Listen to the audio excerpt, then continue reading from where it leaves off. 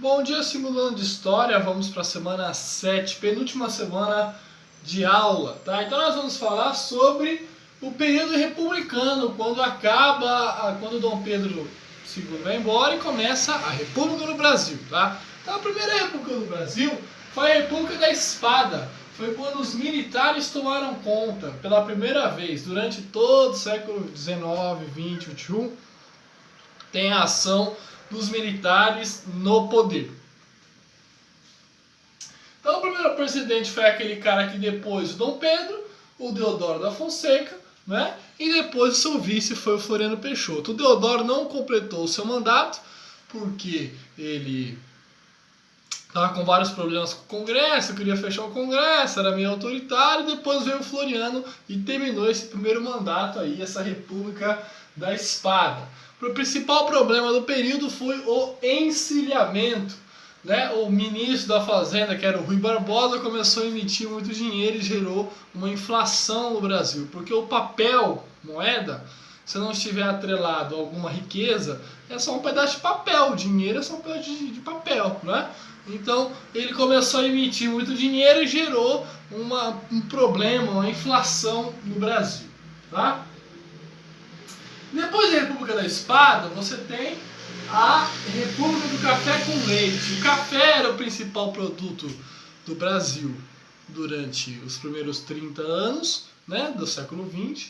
Então toda a estrutura econômica e política era organizada em torno do café. Então o coronel é aquele cara que ganhava dinheiro com o café, o local ali. Tinha os capangas, usava da violência na sua fazenda, na sua cidade, é o cara que comandava, igual aquelas novelas da Globo, tem um coronel que manda em tudo. Então o coronel era o administrador do café a nível local. Ele forçava as pessoas a votar nos representantes que eram da elite dele, que eram apoiados por ele, né? Que é o chamado coronelismo, o voto de cabresto. Ou você vota ou você vai sofrer consequências. A política dos governadores apoiava a nível estadual essa organização. Ou seja, então essa república é uma fraude na prática, né? Quem ganhava dinheiro com café conseguia a sua eleição. E esses governadores, então, apoiavam um sistema maior que alternava os presidentes da república.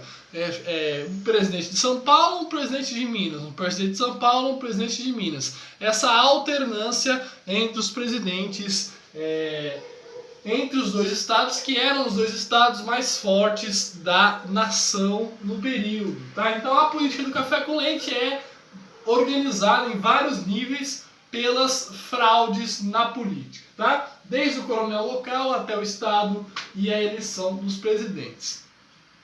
Para manter essa fraude, foi organizado o Convênio de Taubaté. Né?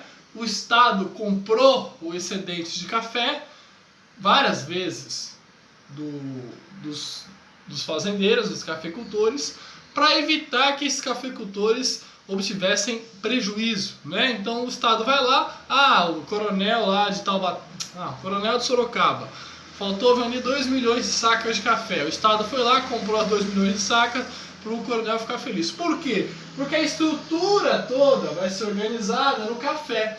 Né? Então, se o café não vender, a fraude toda brasileira não funciona. Tá? E os movimentos? Vou dar uma pincelada rápida sobre os movimentos sociais que ocorreram na Primeira República. Revolta dos Canudos. Antônio Conselheiro era um líder lá, se dizia religioso, político, e organizou milhares de sertanejos, pessoas sofridas no Nordeste, em torno da figura dele, e criticava a República, criticava o Estado laico, tinha que voltar ao Dom Pedro, voltar à autoridade da Igreja Católica, e demorou muito para o governo derrotar esse arraial, né? Foram 4 expedições até que conseguiram derrotar o Antônio Conselheiro no seu arraial. A revolta da vacina foi uma reurbanização do Rio de Janeiro.